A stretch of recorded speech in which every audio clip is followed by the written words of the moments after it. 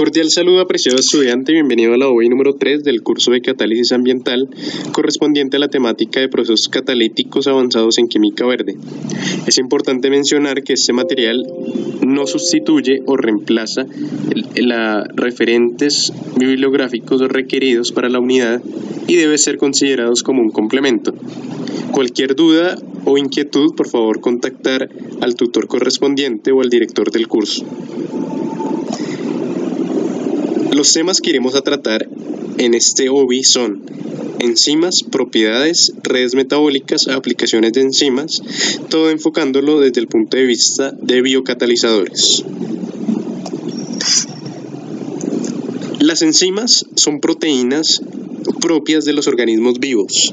Al igual que un catalizador en la parte industrial o en la parte de remediación, los organismos vivos poseemos proteínas encargadas de regular toda la parte metabólica y biológica de un cuerpo o un ser vivo. Las enzimas se encargan de acelerar o de regular o de retardar la producción de metabolitos. Hay una diferenciación en cuanto al lenguaje técnico, y es que cuando hablamos en la parte química, la parte industrial de catalizadores, pues tenemos el concepto de catalizador. En la parte biológica hablamos de enzimas que tienen la misma función. En la parte industrial hablamos de reactivos, de materia prima. En esta parte biológica hablamos de sustrato, hablamos de metabolitos, son conceptos técnicos desde el punto de vista biológico. Los mismos principios y leyes termodinámicas, leyes universales, aplican tanto para la química orgánica o inorgánica, como también para la parte biológica o de biología molecular. Ambos temas se complementan bastante bien y últimamente la biología, desde el punto de vista molecular, comienza a abarcar gran parte del entendimiento de estos procesos, y es muy interesante porque hay un contraste o se puede evidenciar que los mismos fenómenos que ocurren desde el punto de vista industrial o desde el punto de vista de la química orgánica o inorgánica aplican en todos los procesos biológicos. Una enzima, al igual que un catalizador, puede ser muy específica. Entonces, una sola enzima puede catalizar una sola reacción química. Recuerde que a nivel biológico, el cuerpo humano, por ejemplo, se compone de células. Las células tiene toda una maquinaria para producir proteínas, tiene un núcleo, tiene un código genético, tiene distintos organelos citoplasmáticos, cada uno especializado para el funcionamiento integral de la célula. La idea entonces es que a través del código genético la célula produce proteínas y hay distintos tipos de proteínas. Una de ellas es la proteína encargada de regular la parte metabólica de la célula, que hablamos entonces de enzimas. De ejemplos tenemos muchos, tenemos enzimas, por ejemplo, la proteasa, la amilasa, la lipasa.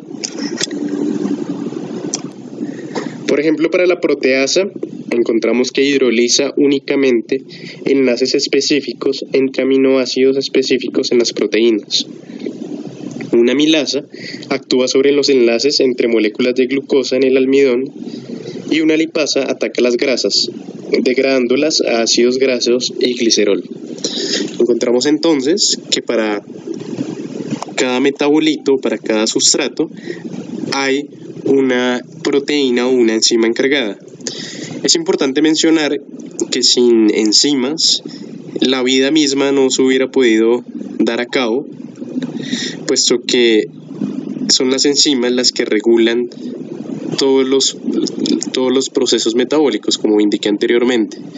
Una reacción perfectamente puede durar meses, años, y cuando tenemos catalizadores ese tiempo se acorta. Pasa igual en los sistemas biológicos. Un sistema biológico constantemente está sometido a cambios en el ambiente y la célula debe, o el organismo debe, responder constantemente a los cambios ambientales, por ejemplo a los cambios de temperatura, a los cambios de presión, etc.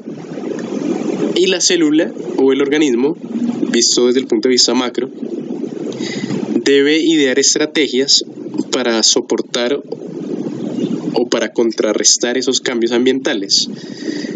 El ser humano, bueno, y la célula de un cuerpo o de un organismo vivo constantemente está sufriendo cambios y está respondiendo ante esos cambios. ¿Y cómo hace esa regulación? Básicamente con enzimas. Entonces, los cambios ocurren rápido, la célula debe responder rápido, y para que responda rápido necesita enzimas. Si una reacción química, una reacción biológica sin enzimas, sin catalizador, dura horas, minutos, días, con una enzima puede ocurrir inmediatamente. Y lo mismo, la desactivación de la reacción también puede darse inmediatamente a través de estas sustancias catalizadoras. Es importante mencionar que solo los organismos vivos producen enzimas, y las enzimas comerciales son producidas por bacterias. Es muy complicado desde el punto de vista industrial fabricar proteínas a partir de equipos, es algo muy complejo. Luego se emplea la maquinaria de las bacterias para producir proteínas específicas que sirven de biocatalizadores. En la industria entonces lo que se hace, y de hecho hay mucho grupo investigativo, es trabajar con un microorganismo o con un organismo, con una célula, producir esa proteína que degrada X componente, producirla en masa a través de bacterias. Entonces se toma la maquinaria de la bacteria para producir una proteína en específica. Generalmente se le inyecta el ADN de interés. Recordemos que desde la parte biológica tenemos el ADN, el RNA mensajero, y de ahí pasamos a la proteína. Esos son pasos. Entonces se aprovecha todos los conocimientos de la biología, de la genética, para producir a gran escala cantidades considerables de biocatalizadores. Las enzimas operan a condiciones apropiadas. Normalmente una enzima trabaja entre un pH de 4 a 9 y una temperatura de 24 a 71 grados centígrados. Hay que tener en cuenta que si se llega a sobrepasar de esa temperatura o de ese pH, la proteína comienza a sufrir alteraciones a nivel estructural. Entonces, si nos pasamos de la temperatura, conformacionalmente hay cambios que alteran básicamente la forma de la proteína y ya no serviría. Hablamos de que la proteína sufre cambios y se daña, ya no sería específica. En cuanto a la nomenclatura, la terminación normalmente de las proteínas que catalizan, o las enzimas, tiene la terminación asa. Entonces, una enzima que cataliza la descomposición de la urea, pues hablamos que se llama una ureasa, o por ejemplo que ataca la tirosinasa, entonces siempre se mantiene esa terminación asa, que es una forma interesante de reconocer que estamos hablando de una enzima. En cuanto a la clasificación, tenemos estas tres clasificaciones, los tres tipos principales de reacciones enzimáticas, que el número 1 es la enzima soluble, sustrato insoluble, el tipo 2 que es enzima insoluble, sustrato soluble, y la enzima tipo 3 que es enzima soluble, sustrato soluble. Un ejemplo de la reacción de tipo 1 es el uso de enzimas como las proteasas o amilasas en los detergentes para ropa. La idea es que la enzima soluble podría digerir un sustrato insoluble como una mancha de suciedad.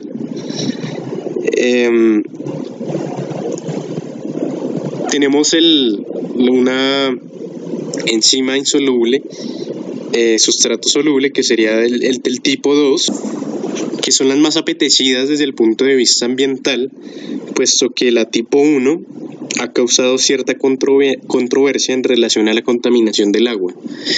Por lo tanto, un tipo de enzima tipo 2 sería mucho más amigable ambientalmente. Tenemos el tercer tipo de clasificación, que es los que generalmente se estudian, y pues la presentación Los conceptos que se verán generalmente involucran reacciones de tipo 3 que ocurren en fase líquida y son homogéneas. Entonces, desde el punto de vista analítico, para entenderlas es mucho más sencillo y se puede extrapolar ese conocimiento para entender las otras dos clasificaciones. Además que en sistemas biológicos es la que generalmente ocurre, hablamos de la misma fase y esa misma fase de los sustratos o de los aminoácidos ocurre siempre en la misma fase. Una enzima es a nivel estructural, si queremos ver la representación de una enzima, tendríamos la que vemos en la diapositiva. Tenemos diferentes alfa hélices, tenemos una estructura muy particular. La idea es que el sitio catalítico se localiza en cierta parte de la proteína. No toda la proteína tiene funciones catalíticas, solamente una región, y hablamos entonces que es el sitio activo. Acá tenemos un resumen de lo que hemos dicho. La enzima acelera la reacción metabólica, son específicas, por lo tanto una enzima cataliza una sola reacción. El análisis acá es sorprendente. Una célula tiene cientos de reacciones que están ocurriendo a todo momento, y para cada una de esas reacciones, de muchas reacciones que ocurren, tenemos una unidad encargada de acelerarla o desacelerarla. Acá tenemos los ejemplos que habíamos hablado un poco: las lipasas, que actúan sobre las grasas, las proteasas y las amilasas. Adicionalmente, una enzima o una proteína necesita de cofactores. Algunas proteínas, aparte del sustrato para que ocurra la reacción, también necesita de cofactores, que son sustancias secundarias que son necesarias para el funcionamiento de la proteína. Entonces, ese cofactor por lo general se oxida o se reduce durante la reacción. Ese complejo enzima cofactor se llama también holoenzima.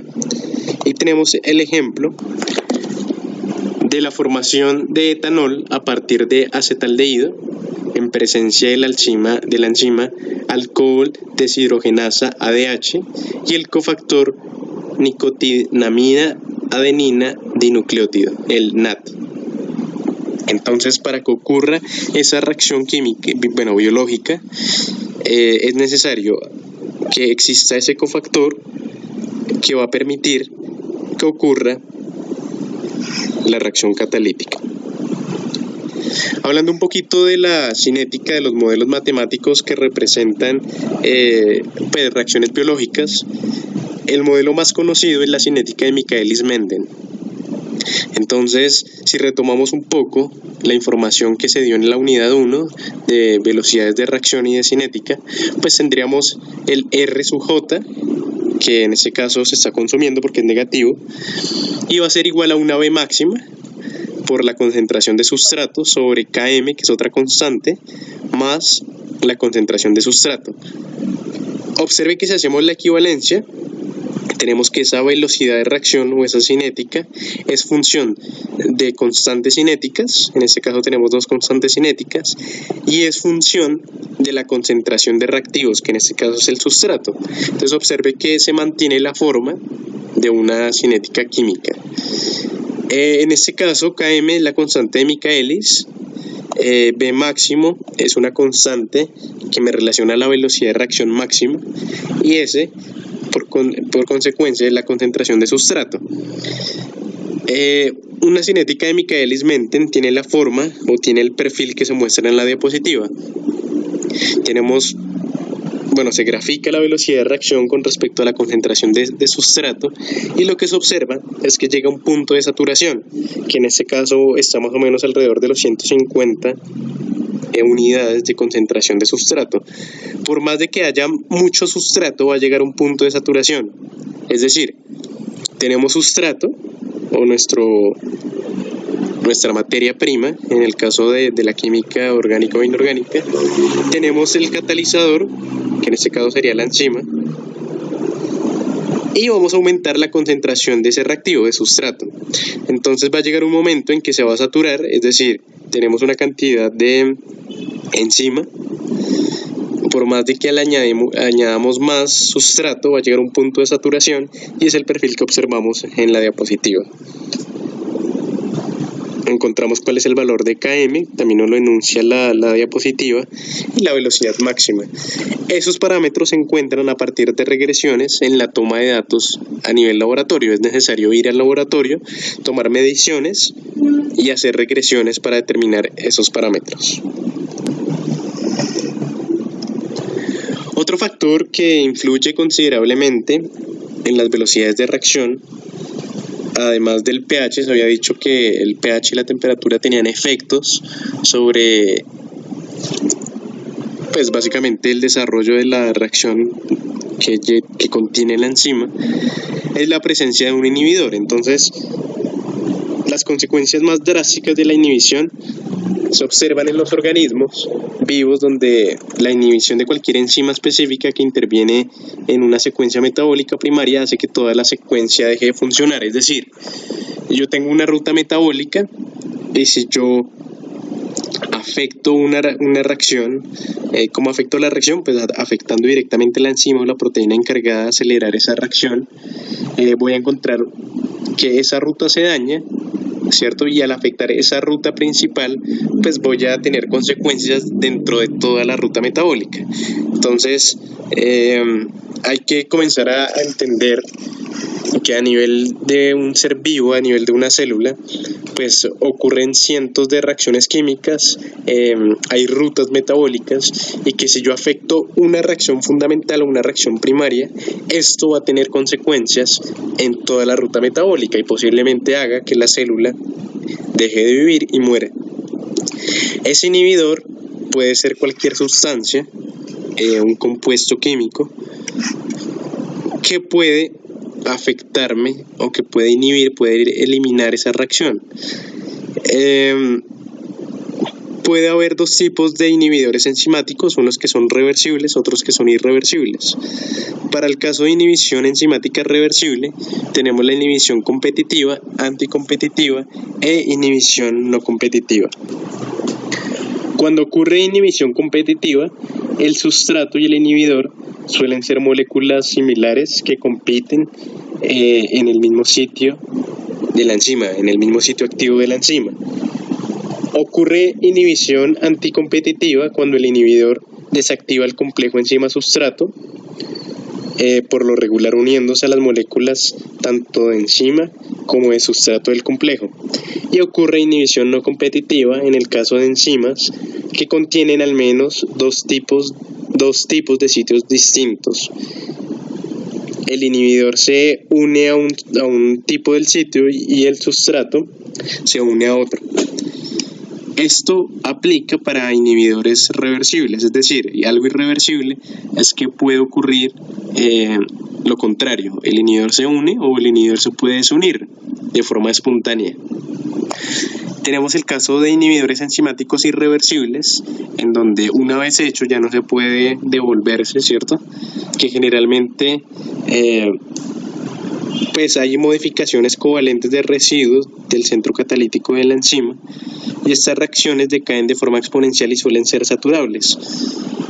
En un inhibidor enzimático irreversible, prácticamente se daña la enzima o se daña la proteína para que no catalice o no permita pues que la reacción se lleve a cabo.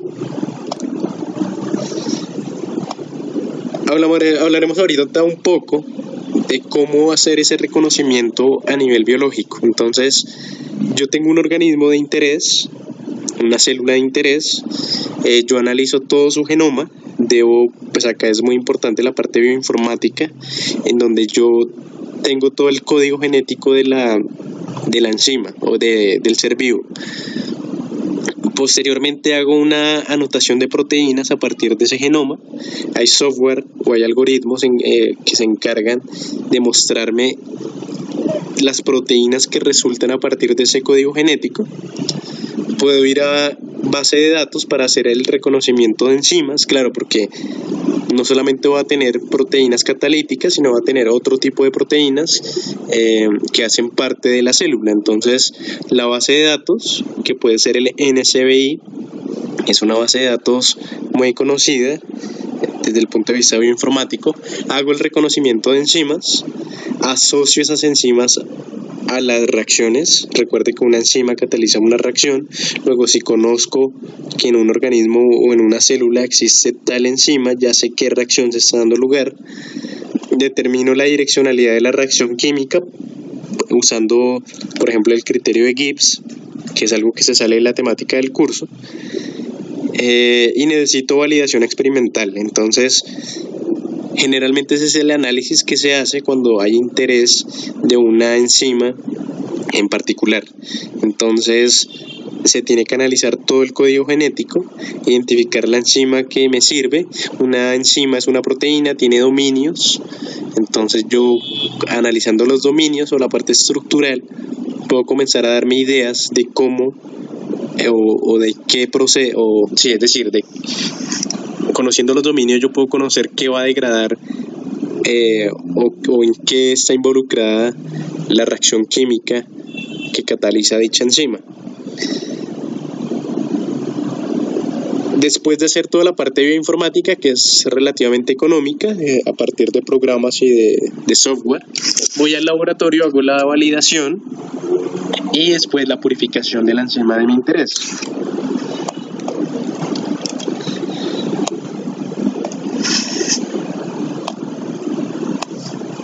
En un estudio, en un proyecto desarrollado por mi autoría, se analizó la microalga Chlamydomonas, que es un organismo unicelular. Una microalga realiza fotosíntesis, es una enzima, es una molécula, es una célula que tiene pared celular. En la imagen podemos ver pues la forma, ahí tenemos microalgas. Y la idea era reconocer enzimas, hacer un análisis de toda la red metabólica. Es decir, teníamos que identificar sustratos, teníamos que identificar rutas metabólicas, teníamos que identificar enzimas. Claro, con la enzima yo sabía qué ruta metabólica pues tiene el organismo. Y pues la idea era aprovechar la biomasa que me produce la microalga. La microalga, por supuesto, al realizar fotosíntesis toma CO2 del aire y lo convierte en materia orgánica. Entonces tiene bastante aplicación desde el punto de vista de la remediación ambiental, porque yo puedo tratar el CO2 del ambiente, convertirlo en biomasa y aprovechar esa biomasa para distintas aplicaciones, para pigmentos, por ejemplo, para toda la parte de biocombustibles, tanto de bioetanol en la parte de carbohidratos como en la parte de biodiesel a partir de toda la parte de lípidos. Entonces hay proyectos muy interesantes que tienen que ver con ese tema de catalizadores de redes metabólicas. Y bueno, se hizo el proyecto, se determinaron las rutas metabólicas, se hizo un modelo matemático que se validó experimentalmente y finalmente se identificaron algunas rutas metabólicas fundamentales dentro del proceso de absorción del CO2 en el metabolismo de la microalga. Claro, la idea ¿cuál es? Que si yo identifico nodos, es decir, yo aumento la concentración de CO2 en el microorganismo, ocurren cambios a nivel metabólico. Si yo identifico esos nodos en donde ocurren esos cambios, yo los puedo alterar y al alterarlos puedo inducir a la célula a producir más biomasa, a sintetizar más CO2 y convertirlo en biomasa. Entonces, por ejemplo, se puede pensar en mutaciones en la enzima para hacerla mucho más eficiente. Se pueden comenzar a pensar ese tipo de situaciones para aumentar la actividad de un organismo, en este caso la microalga. Desde el punto de vista de remediación ambiental y de problemática ambiental, se puede ver o se puede concluir que si yo busco en la naturaleza catalizadores biocatalizadores que me traten cierto componente químico que está contaminando, que tiene un efecto tóxico en el ecosistema, pues sería bastante favorable. ¿Por qué? Porque, número uno, es algo que viene pues de la naturaleza, es una proteína, no es algo que haya sido fabricado de forma, pues empleando los principios de la química o algo sintético, algo artificial. Segundo, porque resulta un poco más económico, ¿cierto? Porque podemos emplear bacterias para la producción masiva de esa proteína. Tercero, porque es muy específico, ¿sí? Quizás tenga una especificidad mayor que los mismos catalizadores. Entonces hay investigación, de hecho actualmente hay mucha investigación en encontrar enzimas. Entonces se toman organismos que vivan en condiciones extremas, se hace un análisis bioinformático, ¿cierto? Se extraen las enzimas y se analizan. Hay técnicas que emplean algunos investigadores para mejorar las condiciones catalíticas de los biocatalizadores. Entonces utilizan técnicas de biología molecular para realizar mutaciones aleatorias y encontrar modelos mucho más robustos, mucho más eficientes. Se emplea entonces, por ejemplo, el DNA shuffling, que es una técnica molecular de modificación de proteínas. Se puede hacer un diseño racional de proteínas, incluso con software especializado. Y bueno, esas son temáticas que se tocan dentro del examen final del curso por proyecto para integrar toda la parte de biología molecular en la parte de química, en la parte de catálisis, y es muy interesante el trabajo multidisciplinar que se puede hacer para remediación ambiental. Para el modelo específico se encontró 4.000 reacciones metabólicas de la microalga, un modelo con casi 1.500 metabolitos. Observe que la cantidad o el número de enzimas o de reacciones metabólicas que ocurren incluso dentro de nuestro cuerpo, pues es un número sorprendente. Y es interesante cómo la naturaleza, para cada uno de ellos, ha sacado una enzima, un catalizador para acelerar, ¿cierto?, o responder más rápido a los cambios ambientales o a las diferentes condiciones.